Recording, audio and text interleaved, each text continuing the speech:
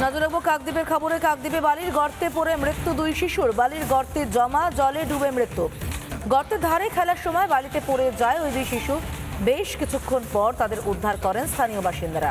হাসপাতালে নিয়ে যাওয়া হলে মৃত ঘোষণা করা হয়। মুড়িগঙ্গা নদীতে ড্রেজিং এর ফলে গর্ত তৈরি হয়েছে। কেন বালি সরানোর পর বুঝিয়ে দেওয়া হলো না গর্তগুলো? তাহলে জমা জলে পড়ে এইভাবে দুই শিশুর মৃত্যু ঘটতো না?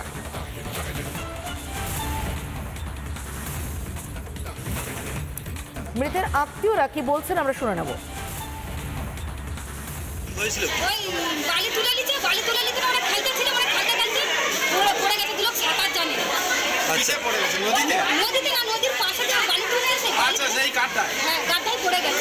বালির গর্ততে পড়ে গেছে, তারপর কি করলেন?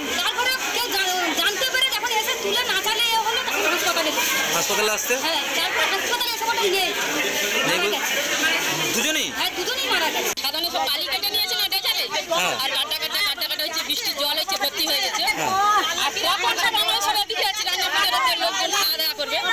আর তখন ওরা গিয়ে ওই সদানে গিয়ে জলে গিয়ে চান করছে আর ওই তারপরে ওই লোকে দেখতে পেয়ে এসে বলছে আমরা দেখবো। হাসপাতালে এনেছে? হ্যাঁ হাসপাতালে।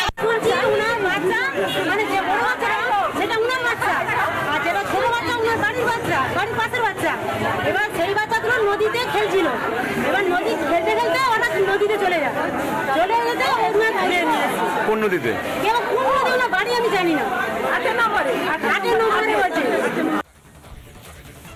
স্থানীয় বিজেপির নেতৃত্ব তারা কি বলছেন এই বিষয়ে শুনে নেব। বালি তোলার ফলে যে খাদান তৈরি হয়েছে, সেই খাদানে আজকে একটা মর্মান্তিক ঘটনা ঘটে গেল। সেখানে দেখা গেল যে দুটো বাচ্চা তারা খেলতে গিয়ে সেই খাদানে চাপা পড়ে তাদের প্রাণহানি হয়েছে। বিষয় হচ্ছে যে এখানে যারা বিএলআরও আছেন বা এখানকার ইরিগেশন দপ্তরে যারা রয়েছেন, তো তাদের নাকের ডগায় এবং এসডিও অফিস রয়েছে, সেখানে এই ঘটনাটা ঘটেছে। তো বিষয় হচ্ছে যে আজকে যে দুজন নিষ্পাপ শিশুর প্রাণ চলে গেল, তার জন্য দায়ী কে? এই প্রশাসনিক কর্তারা এবং যাদের মদতে এই লক্ষ লক্ষ টাকার দুর্নীতি চলে এবং অবৈধভাবে বালি তোলার কাজ চলে, তাদের প্রত্যেকের বিরুদ্ধে এফআইআর হওয়া উচিত। নানা ধরনের কন্টেন্ট দেখার জন্য লাইক করুন, শেয়ার করুন আমাদের ফেসবুক পেজ, সাবস্ক্রাইব করুন আমাদের ইউটিউব চ্যানেল। পাশাপাশি অন্যান্য ব্রেকিং নিউজের জন্য অবশ্যই চোখ রাখুন রিপাবলিক বাংলায়।